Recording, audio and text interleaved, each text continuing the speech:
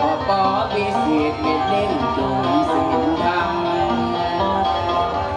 นำธรรมคำสอนของพระพุทธถ้าเจ้าเอาหน้าหมูเป็นเก้าหูช้างดำหลังพัดกระต่อนั้นเป็นธรรมังสังฆังตามที่ออกในธรรมพระเจ้ากล่าวไว้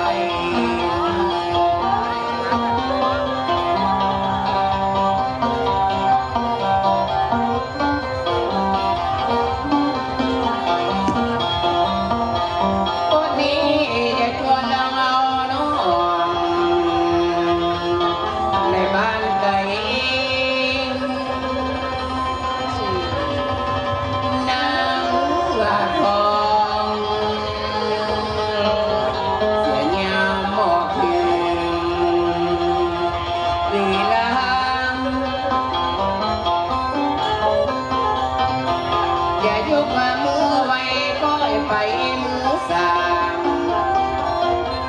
องค์พระสัมมาสัมพุทธทาสเจ้า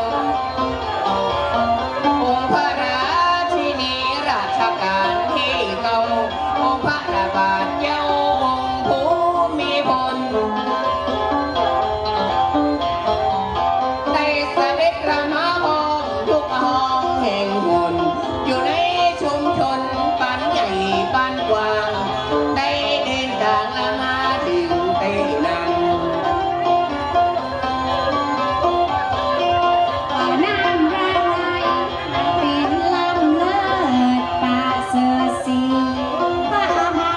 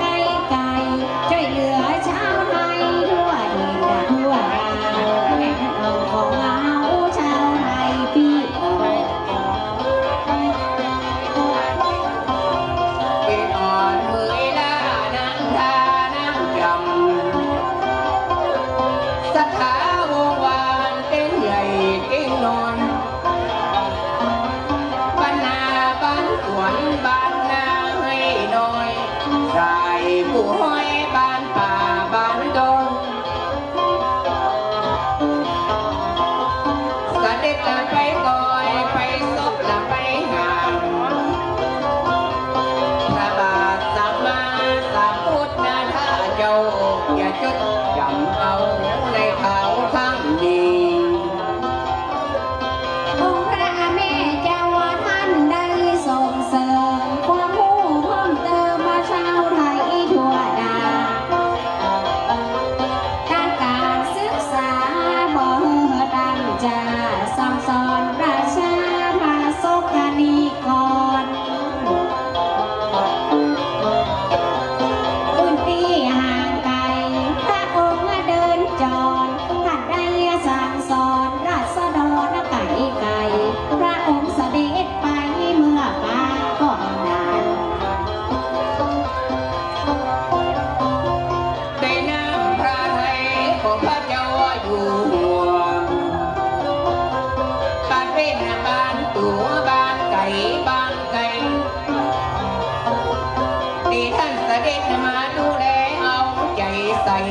งานน้อยงานใหญ่ท่านก็เด้งมาขององค์พระสัมมาได้แผ่เมตตากหากรุณานิคุณเป็นเจ้าเฮเป็นนมเป็นเงาเจ้าไทยพี่น้อง พระแม่ชาวไทยท่านได้ประสานพระราชทานทั่วถิ่นทั่วดาวสั่งสอนแนะนำประคนไทยแต่เราทุกหมู่ทุกเหล่าภาคไหนเปิดก็ไป พระองค์แม่เจ้าละเสด็จละไกลไกลบอกว่าทางไหนเปิ้นไปเสียงทางเสด็จดำเดินงานเดี๋ยวยังแต่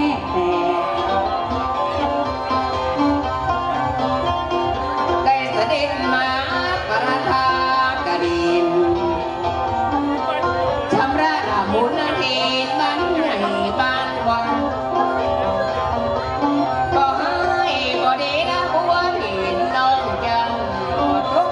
สลางแดงน้อยบอดเก่าอย่าเอ็นปากตักละบานเป็นละบานเขาก็งาคุณเฮาไว้เจ้าเองสวัสดีได้วางหลอกยา